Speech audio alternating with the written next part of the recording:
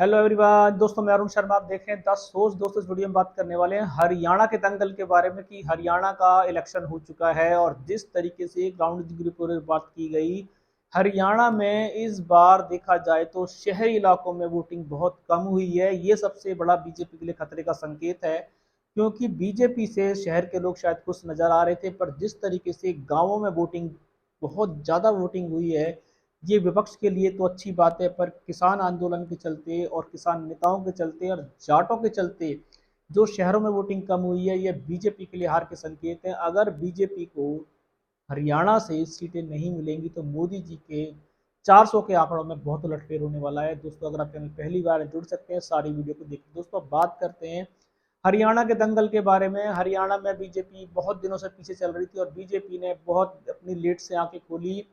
खट्टर के 2 टर्म के चलते जितनी सरकार पे नकारा के सवाल दागे जाते थे, और उन्होंने हार के झक मार के अपनी कमी को माना और उन्होंने एक नए मुख्यमंत्री को कमान सौंप दी और खट्टर को गाज गिरा दी।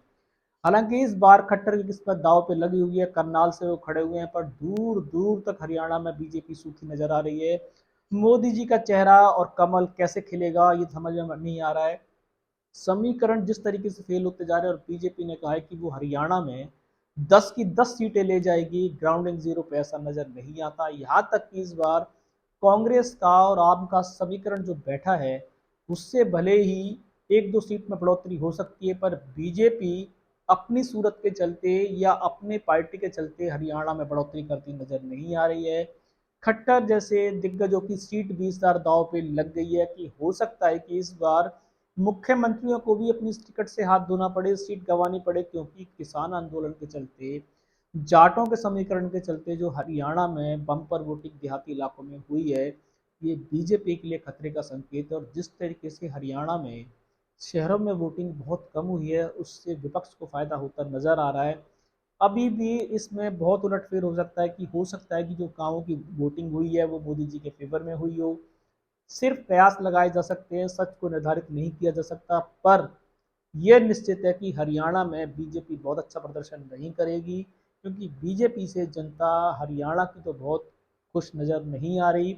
शहरी इलाकों में कुछ सीटें हैं जो मोदी जी के चेहरे से या मोदी जी की पार्टी के बीजेपी के चलते निकल जाएंगी। देहात इलाकों में जहां जिस तरीके से गांवों में रोष प्रदर्शन किया गया, बीजेपी के नेताओं को गांव में एंट्री नहीं करने दी गई, उनके खिलाफ रोष प्रदर्शन किया गया, उससे देहातों में बीजेपी का समीकरण बैठना बहुत मुश्किल है। इसी बीच निर्दलीय और कांग्रेस और आम आदमी पार्टी और इनेलो का लग रहा है कि मोर्चा मार जाएगी, और जेजेपी की जो चाबी उनको पिछली बार मिल गई थी, ये चाबी उनको नहीं मिलेगी, ये निश्चित हो चुका है। और इस बार जेजेपी भी उनके सामने 1-2 सीटों का समीकरण फेल कर सकती है।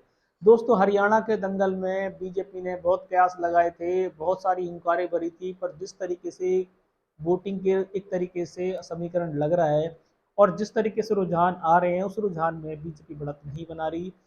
देहाती इलाकों का उनका विरोध जारी है, और देहाती इलाकों में शायद मोदी के खिलाफ मोदी लहर नहीं थी, मोदी विरोधी लहर थी। भले ही खट्टर सरकार ने बहुत सारे चुनावी जुमले फेंके हों, बहुत सारी कार्यों की अपने आप को थपथपाई हो, पर जनता उनके कार्य से खुश नहीं है। हरियाणा का दंगल बीजेपी रहित होगा, ये निश्चित होता जा रहा है, पर फिर भी अभी बीजेपी अपने निर्धारित मुद्दों पे कायम है। वो कह रही है कि हम सबका सुथरा साफ कर देंगे और हरियाणा में भी 10 की 10 सीटें ले जाएंगे।